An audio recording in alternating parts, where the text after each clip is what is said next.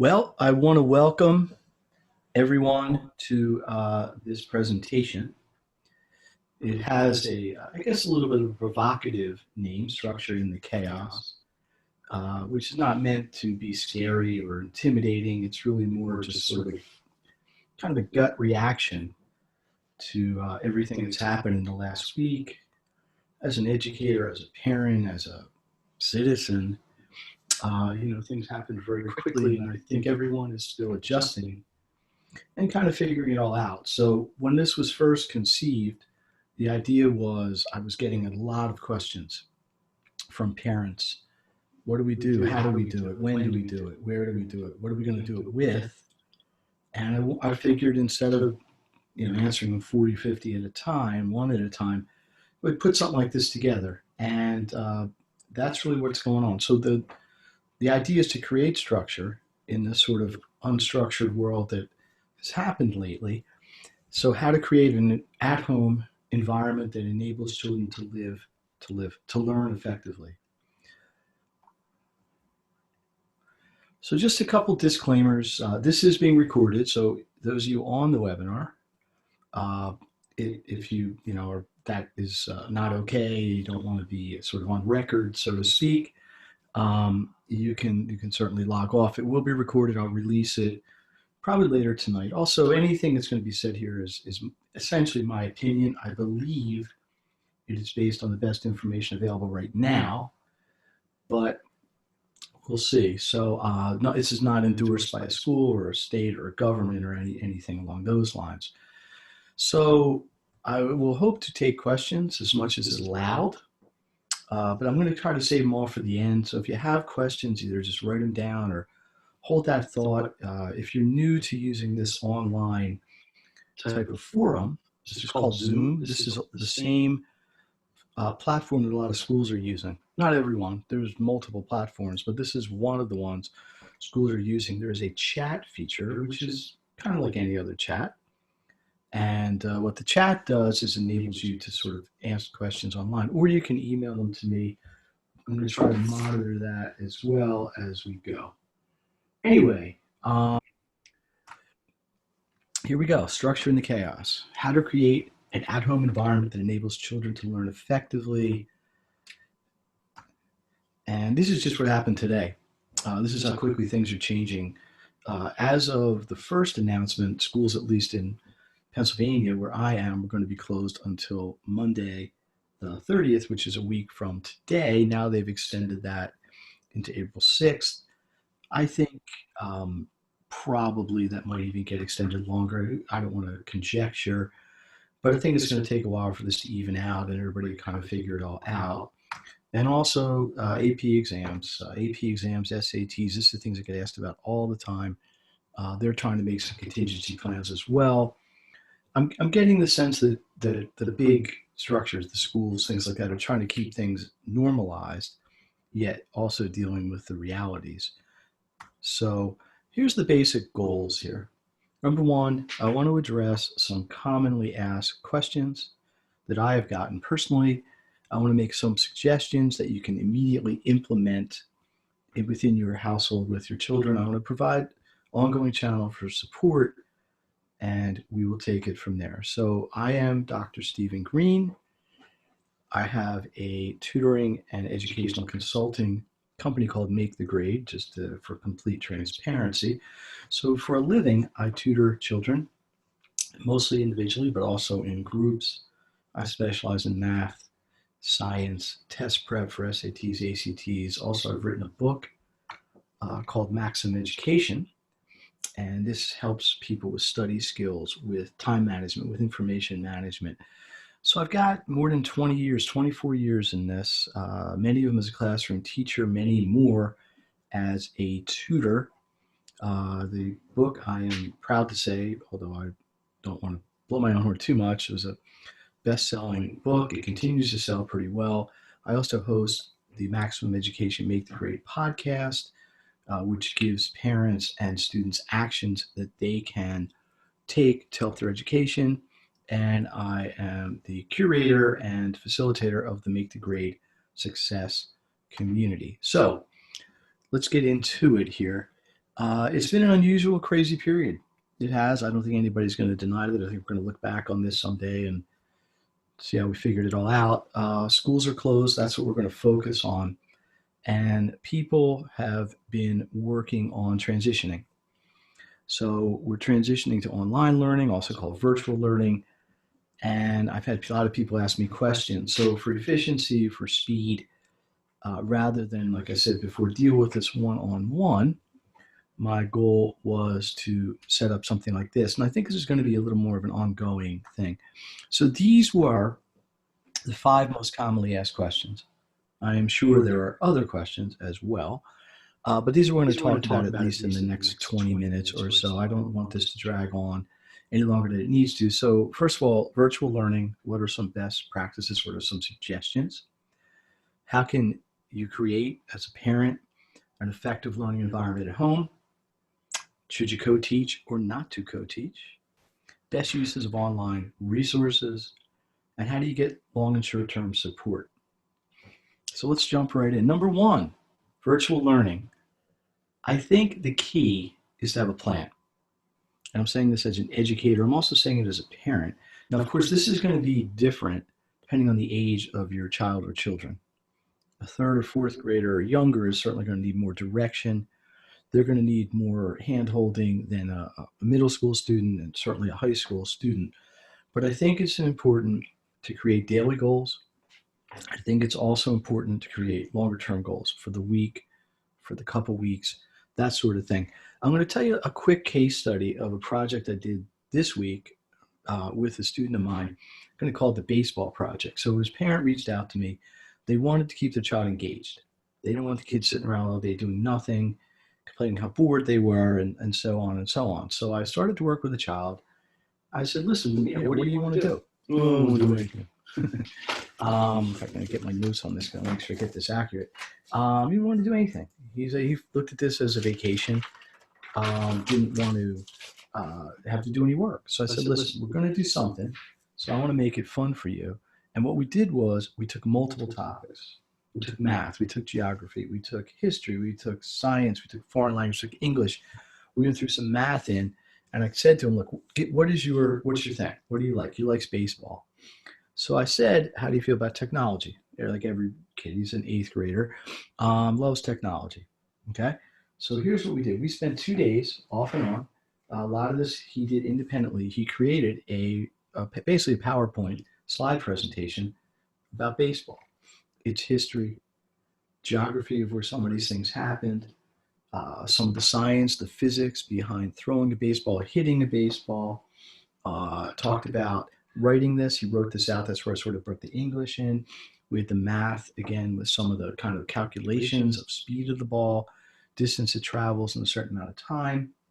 Foreign language came in because many baseball players are, at least in America, are foreign countries. So the point was, we took an idea and brought in a whole bunch of different things. Let the kid took ownership of it. And he even admitted later he enjoyed it. So I think it's important to try to make whatever you're going to do with your kids short term, at least, try to make it fun for them. There's going to be a point, I don't think it's going to be that far out, where schools are going to kind of come back. There's going to be assignments. The structure will be put in place a little bit more. But the key is to make it interesting and to give children input. Just ask them, what would you like to do besides play games or do nothing? Give them choices. We're going to do one of these 3 things academically. Excuse me. Which one would you like? Typically speaking, the older the child, the more independence they should have, but also the more responsibility they should have. Technology's fine, but don't be afraid to use traditional things like opening a book and reading it. I have a person I'm working with now, and we're basically working on a book report. I said, give me a book you wanted to read. You haven't had time to because you're so busy. And we're doing the same sort of thing. We're trying to bring the book to life through all this systems. So, and then I think the last piece, at least for the best practices here, is once school curriculum comes back in, and even if it doesn't, the students should have what their most recent topic was. So just an example, if you were studying biology, maybe your most recent topic was heredity or genetics or DNA or whatever it happened to be. and maybe do some research on that, expand on that. Or if it was chemistry and you were learning about different types of reactions, maybe do some research and expand that to the next level. Things like this. So the idea is to try to create connections, but I think the key is for the parents to set goals, to set some structure, to give the kids some independence, and move forward from there. Second big question was how to create an effective environment. And I touched on this in the first one, but I think the first thing is physical structure. In other words, not doing this in the middle of the living room with the television on and music playing and the dog running around and things like this. It's really not unlike how you would set up an effective homework system. Temporal structure, timing, I think it's important to set aside time. So 11 to 1, 4 to 6 in the afternoon, 8 to 10 at night. Whatever you choose, that's designated work time. Now, what happens during that is kind of what we're talking about. But I think you need a physical structure, you need a time-based structure, technology or not. And the reason I threw that in there is because schools, at least in the upper levels, are very, very technologically dependent. So I think the children and the students become used to that, which is fine. It can be effective. It's certainly great for record keeping and communication, scheduling, and all that. So I would try to keep that as normalized as possible. From the parent standpoint, record keeping and accountability. I had a family I was talking to today, and what they actually did was they made up a chart, sort of like the old job chart. Who was going to take out the trash and who was going to sweep the floor and who was going to wash the dishes and who was going to carry the laundry upstairs, sort of thing. But they had a column. The columns were all the homework and all the academics that we're going to do. Read so many pages in a book, do so many math problems, do a little bit of research in science, study something about history. They had all the names of the kids along the side, and it was like a big grid. And so there was accountability. Every day they had to check off what they were going to do. So I think what this comes down to is enabling independence.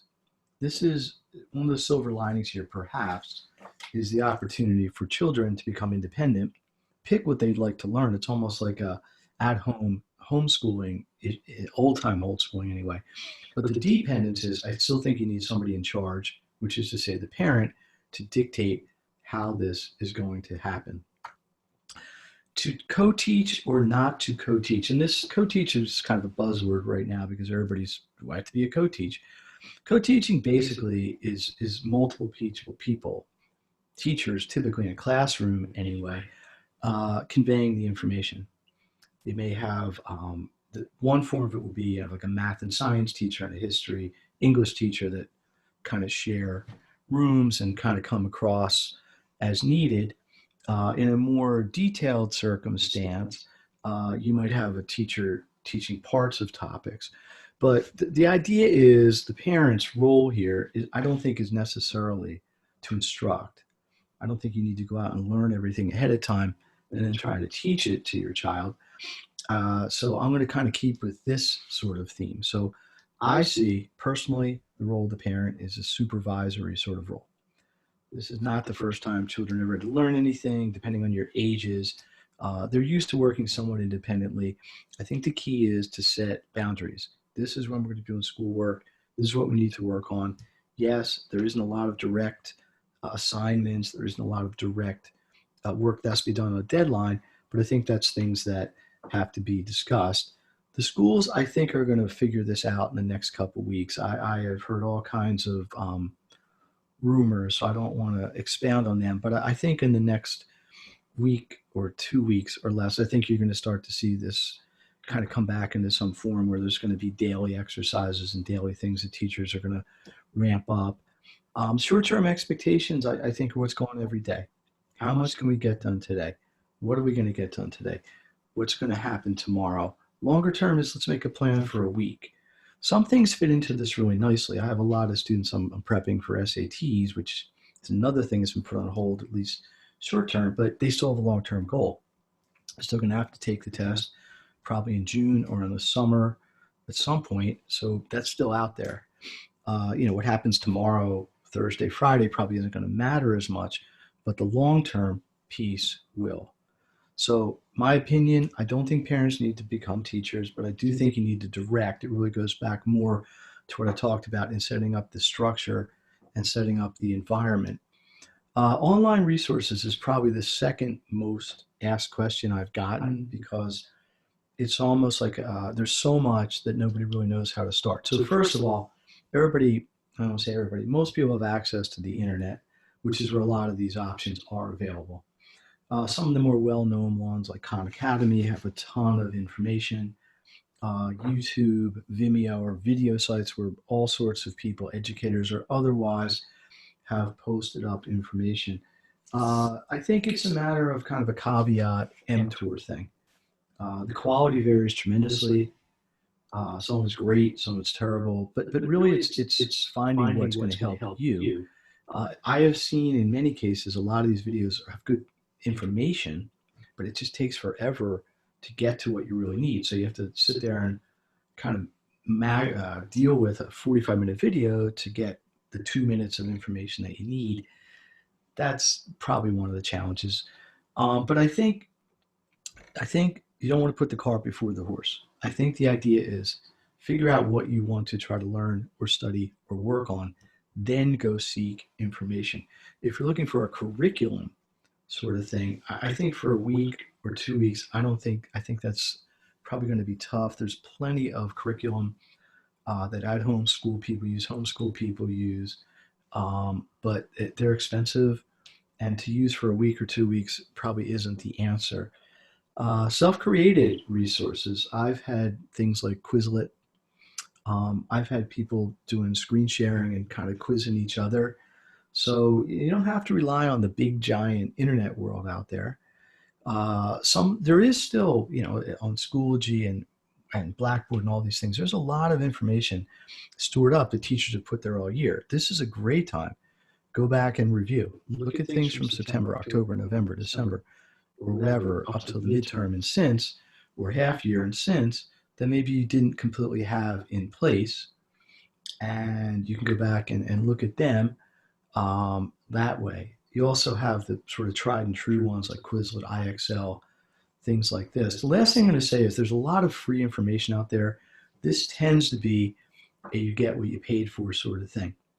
The free stuff varies tremendously. The paid stuff's generally good, can be expensive, and I'm not sure if you need it or not. So I'd research it before you actually start paying for something. Last question was, how do you get support? And again, this was the number one question I got. I kind of did them in reverse. Um, I think the key is, again, to know what you're trying to accomplish. And I can only really speak to my own client base, but most of the parents I've spoken to, if you filter out just the fact that they're not really sure when this is going to kind of come back together, are just trying to find ways to keep their kids engaged and prevent this from being like a sort of summer drop off sort of phenomenon. So I would set goals as a parent. I would, with your kids, you can work together on this. I would set day-to-day goals. I would try to make plans. Hey, here's what we're going to accomplish today. Here's what we're going to accomplish by Thursday. Here's what we're going to accomplish by next Monday. You don't have to make a test, but I think you want to have checkpoints. I think you want to assess things. And when I say assessment, it can be just making sure the work gets done. Did you read your 20 pages of the book? In many cases, the parents are shut in with the kids as well. Maybe you want to grab the same book and co-read it with them and just talk about it with them or things like that. Feedback's important. This is a good time to see how the kids are understanding it. Ask them questions, quiz them, things like this. Long term, I think it's going to depend on how long this plays out. I think of this as, there are some schools that have already basically announced they're going to be virtual or at home until June, essentially canceling out the whole school year that way. That's a different discussion. But I think shorter term, 1 to 3, 4 week snubble way, there's one-on-one support, and these are things that you can work on with. I mean, I still do this. I still have students I'm working with. I think the schools probably at some point are going to offer some support. There's a gazillion things going on social media. Some of it's really strong. I'd be a little bit careful with that, but it's out there. And then if you want to tap into it, I have a community I sponsor and facilitate that I have a lot of people in who help and work together. So again, going a little bit quickly. Um, Let me see if there are any questions in the chat. I had one by email, so I'm going to address that. And if that's the only one, I appreciate everybody coming on. I'm going to do this every day this week. The next one will be tomorrow, 10 a.m. I'll get the replay of this out into the world as soon as I can, probably later tonight or early tomorrow. The one question somebody had was basically what they're saying is they've got children. The children are not cooperative. They just plain don't want to do it. What do you do? Well, I think you've got to set a tone, and this is really a parenting issue more than it is an academic issue. It's easy to let kind of the inmates run the asylum. You know, everybody's crazy. Some people, are concerned about their businesses and their jobs. So there's more realities at play here than worrying about if your kid keeps up with their fourth grade math assignment or their eighth grade history assignment or their 11th grade chemistry assignment. But I think the main thing is, and it's going to go back to the title of this whole presentation, is creating structure within the chaos. I think the key thing is to set ground rules, make it a team effort, involve your kids in the decisions, let them have input into what they'd like to do and how they're going to do it. And then you got to check for accountability and make sure that it gets done. And then just reset and do the same thing the next day. My hunch, because this is how it always seems to work in my experience, is every day this will get a little bit easier. And then I think once the kind of outside directives start to come in, schools come back in, there's more direct information, then I think it'll just be easier. But I think the simplest way to do this now is to go back and, one, review material that you've had up to this point. Use this almost like a reset, not like you're studying for a midterm tomorrow, but just make sure everybody's solid on everything that they've had. And number two is involve your children in the process. I think that's important, and I think it will really help. I've got one more question I'm going to address. I'm going to wrap this up. How do I get one-on-one help? Basically is what they're saying. I am willing to help. I'm willing to talk with anyone. Those of you on the call who have used me privately know that. I try to make myself available. What I'm thinking of doing, if there's demand for it, is maybe hosting something like this, like a live kind of Q&A once a day about the same time. People can just check in, ask questions. I don't really see it as a tutoring facility per se, as more of just a kind of clearinghouse meetup where we can sort of just hash ideas out. But one-on-one, reach out to me. If I can't help you, I'll try to direct you somewhere that you can get help. Anyway, okay. So I want to thank everyone. As I said in the beginning, and here's some follow-up steps. If you want to email me, you don't have it already, there is my email.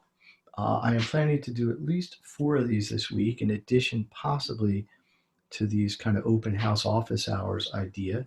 Next one will be 10 o'clock tomorrow morning. That was for all you people who said mornings are best. I hope you're all going to be there tomorrow. Social media, there's a lot of direct stuff out there. There's a lot of support groups out there. I would be a little bit choosy, but they're there. Locally, same sort of thing. I have my success community if that's of interest to people. And then the meetups, which I'm at least going to try to do. I'm aware of a couple of those. I'll try to communicate them to people. They're not really academic. Some of them are more kind of trauma. People are just upset. So I've got some psychologist friends who are kind of doing almost like an online group therapy sort of thing, or just sort of giving people a place to vent and express and hopefully get the negativity on the table.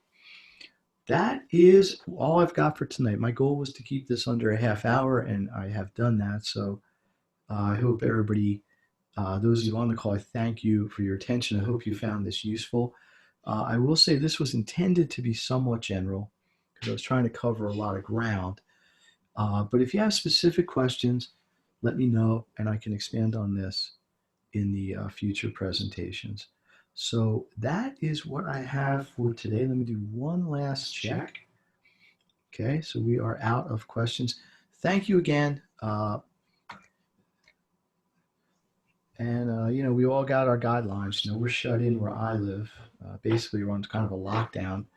So hopefully everybody is surviving that and staying positive and, doing what we got to do. So hopefully in a few months, hopefully less, this is just something that we all experienced. But for now, if anything I can do to help, just let me know. Last thing, this was recorded. If you or I will post the link in the social media and through the email channels that have been set up. If you want to come on the next one, 10 a.m. tomorrow, same time Wednesday, and 10 a.m. Thursday. So hopefully this was helpful. Thank you, everyone, and I will see you next time. Steve Greene signing off.